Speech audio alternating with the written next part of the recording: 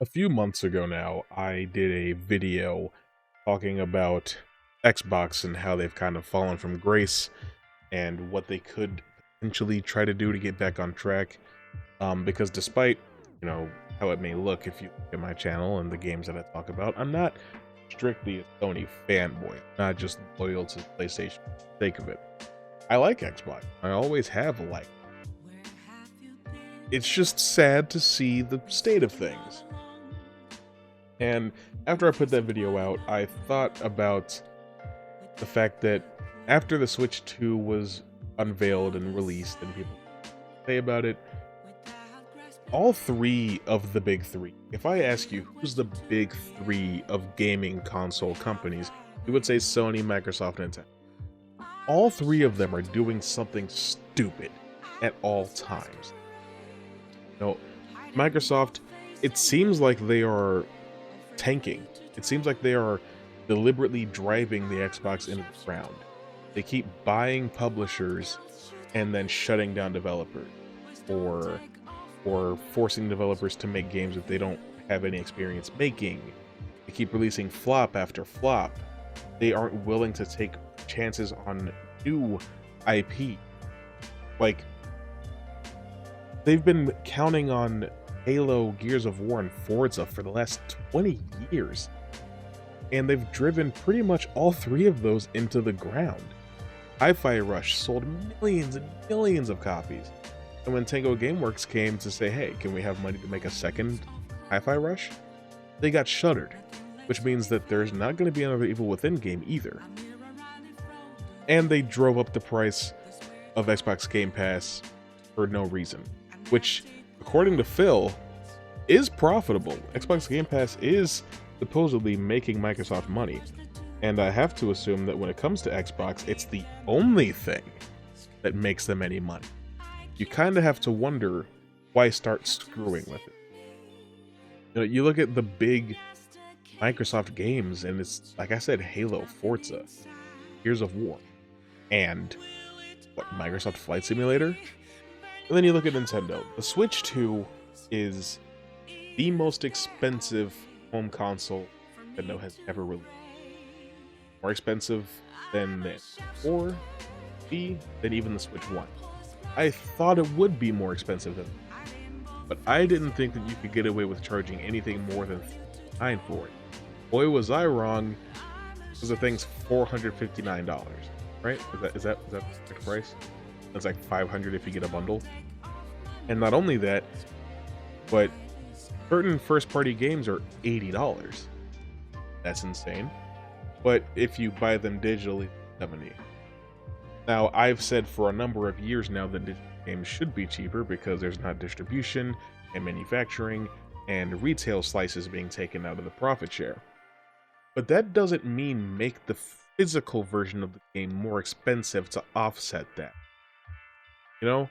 Like, if a physical game is $70, maybe the digital version should be $50. I think that sounds fair, but no. Physical $80, digital $70. I don't know what's happening.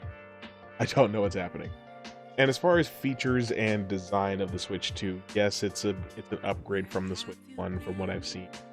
But it's like worth spending $500, especially when it launched with Mario Kart. That's it. Then it eventually got Donkey Kong Bonanza, and then it also eventually got Metroid Prime 4, which was a game announced for the Switch 1 before the Switch 1 came out. But now that it's out, it's been received terribly. But between that and the DRM and people getting banned for their usernames and stuff like that, there's a lot going on in Nintendo that's making people realize that maybe they're not so great either. Now, I will admit, Sony is probably like the mildest offender of the big three, but they're still doing stupid things. For instance, PlayStation Plus. That's like their answer to the Xbox Game Pass, but they're doing things in such a way that it doesn't make any sense. Like, if you were to look at the PlayStation Plus collection, you would expect to see games on there that are, in high demand and that people want to play, Like, Resident Evil 9 is getting ready to come out in like a month and a half. Why not make Resident Evil 4 remake free to play? Oh, or why do I have to have another subscription to EA Play to play Dead Space or FIFA? When if I were to get on Xbox Game Pass, I could just play FIFA. Well, not FIFA, like FC. You know what I mean? It's just frustrating. And then if you look at the old games that they make available to play, it's like play Siphon Filter? Not really. I'd like to play like, I don't know, old Splinter Cell, or even if we're keeping it in-house, I want to play, you know, Crash Bandicoot, something like that. And I understand that there's a lot of like third-party regulation, stuff like that. The other big thing that Sony's been doing that's really frustrating is the rate at which they put games out. You know, like they're big, heavy-hitting studios, Naughty Dog, Sucker Punch, Insomniac, like that's their big three. We're getting like a game a generation from them. Santa Monica, you could say as well, but at least with Insomniac, we know what they're doing next. Sucker Punch, they just put out a game. With Naughty Dog, we know what they're doing. Santa Monica has been radio silent for 3 years. You have no clue what they're doing. And despite the absolute and total failure that was Concord and that will be Marathon, they're still focused on live service games. And they're canceling sequels to games that people wanted. You wanted a Days Gone 2? Well, you can't have that. You know, they bought out Bungie, not for the sake of getting exclusivity for Destiny. That's a plus if they ever make another Destiny, but people aren't exactly chomping at the bit for that. People aren't chomping at the bit for Marathon either.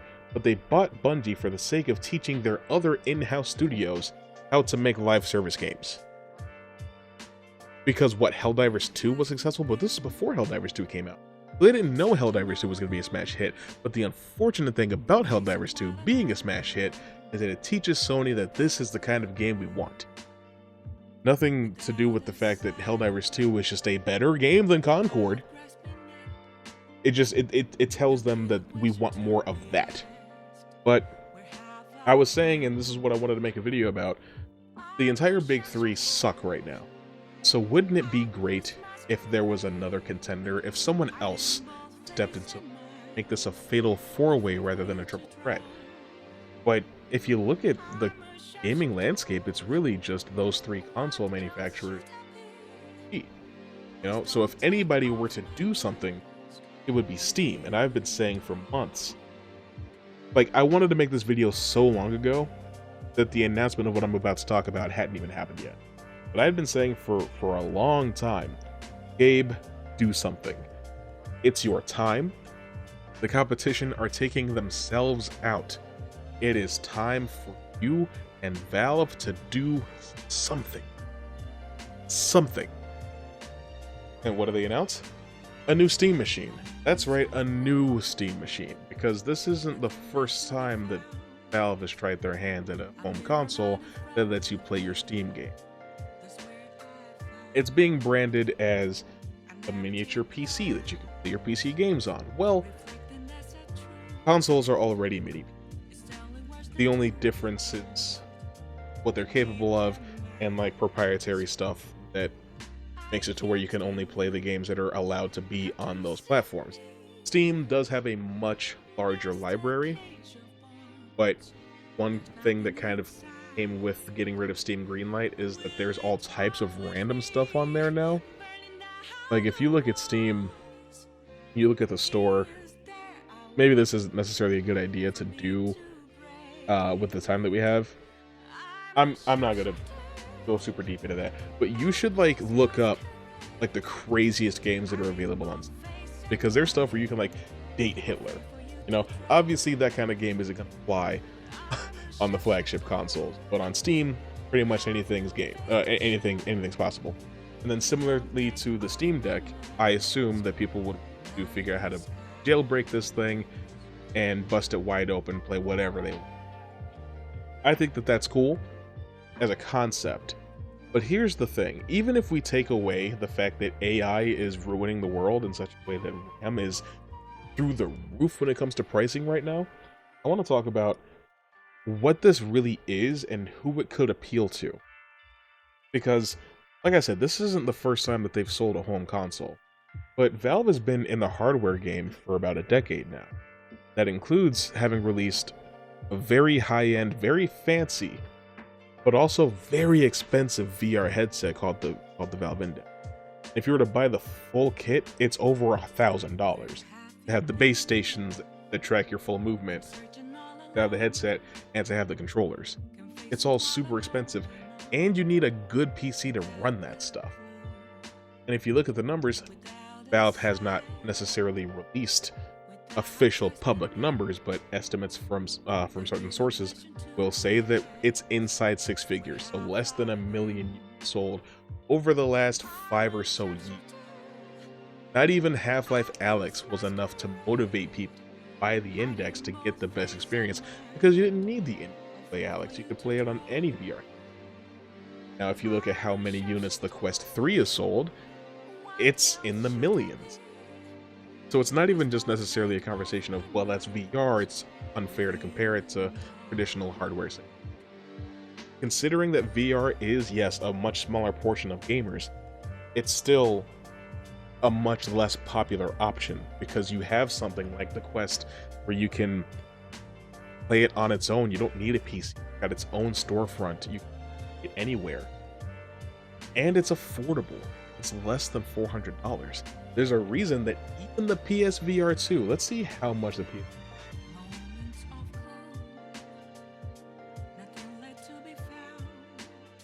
Because there's something, wow. So by early 2024, the PSVR 2 had sold around 2 million units.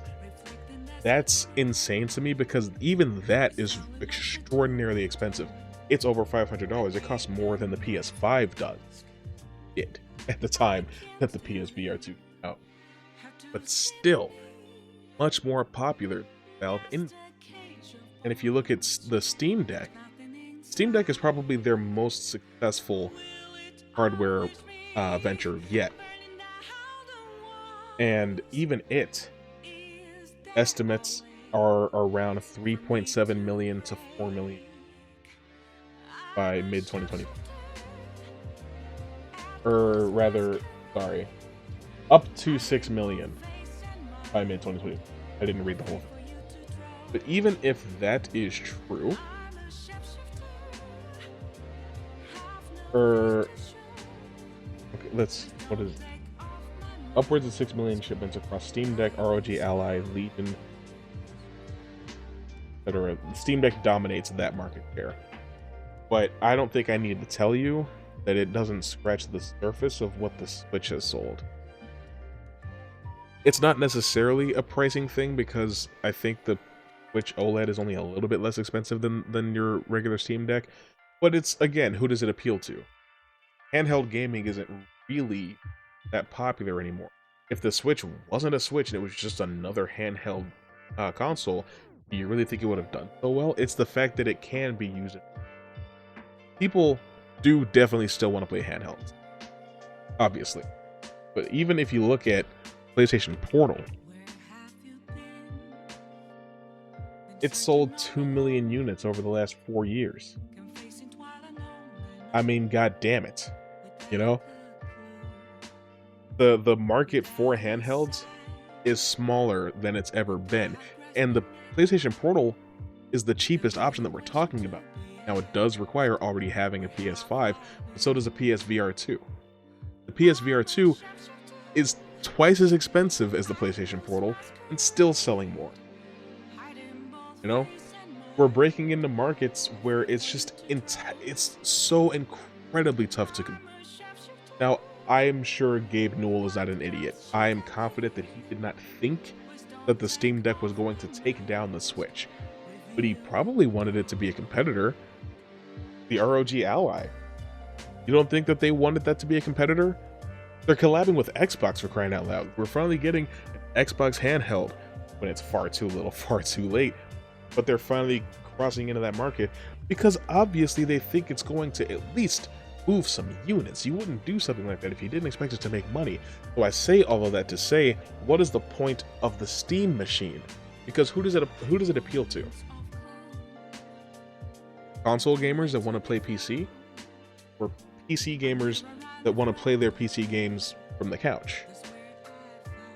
Because the most important aspect in this formula is going to be pricing. Steam Deck is pretty expensive. Valve Index is incredibly expensive compared to its contemporary. Both of these products, at least. Right now, if you were to buy a PlayStation 5, which I would say is pretty comparable to your average mid to high range PC, being capable of 60 frames a second at 4K. If you were to buy a PS5 right now, just a regular PS5, let's see how much this thing. I already have mine. I've had one for a long time, even like before the Slim came out, before all this other crazy stuff started happening. So just a PS5. Oh, they're 1 terabyte now. Oh my god. $550. Cool. So let's take a look at the Xbox Series X. Now I know that the price of this is not incredibly $650 or $800 if you want the 2 terabyte version. That's insane. But still, and what's interesting about that is that's the same price as the PS5 Pro. Like if you want like souped up PS5 capable of all this crazy stuff that we can't even define yet, that's how much you're shelling out. This is like already considered to be way more than you can get away with charging for a console, but the Steam machine can't afford to cost that much. It has to be less expensive. It has to give people a reason that don't have anything to play on to play a Steam machine instead of a console. But at the same exact time, this thing's probably going to be pretty advanced. It's going to have some pretty impressive hardware under the hood. They can't afford to just sell this thing at a complete loss. So it has to be expensive. But on that end, who are you appealing to? PC gamers that want to play bigger and more demanding games, like Cyberpunk 2077, or I don't know. I don't know what people play on PC. I'm barely a PC. But if you are a PC gamer and the only thing that's keeping you from playing the game that you want to play is hardware, what's the advantage of buying an unupgradable mini PC to put on your shelf rather than just upgrading your specs? Because if the Steam machine is $700 to $800, you can buy a 3090 and a new CPU. You know, now RAM is going to be difficult. That's true. But RAM being difficult will also impact the Steam machine, will it not? I feel like it has to. PC gaming is in dire straits right now because of RAM prices. It is more difficult to access than it ever has been before. And sure, I could see the Steam machine being a way to bypass or combat that, but only if it is priced in such a way that it motivates people that don't have anything to game on to buy that instead of a PlayStation or an Xbox or a Switch. There's absolutely no chance in hell the Steam machine is going to cost less than $400. And I think that there was something that was tweeted about Linus Tech Tips and the Steam machine, and I wanna make sure that I get this correct.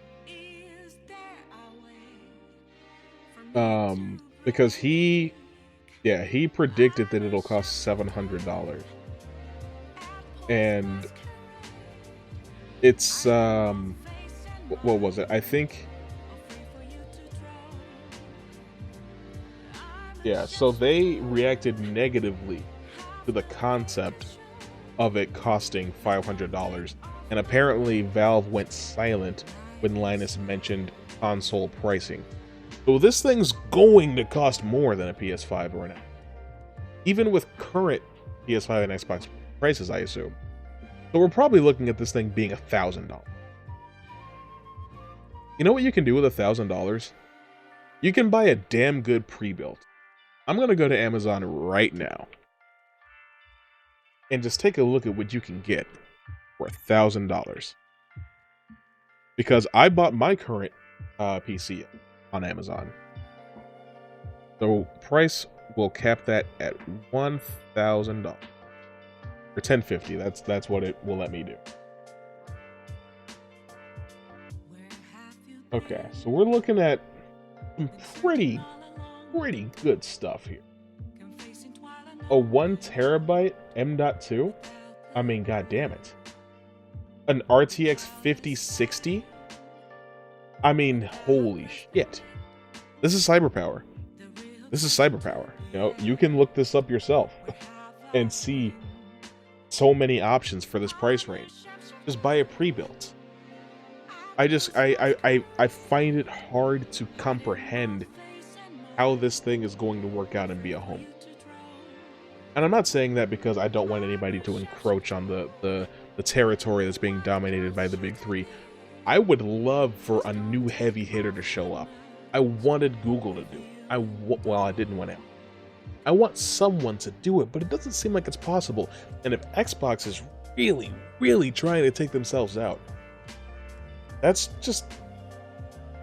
dystopian when it comes to the gaming land.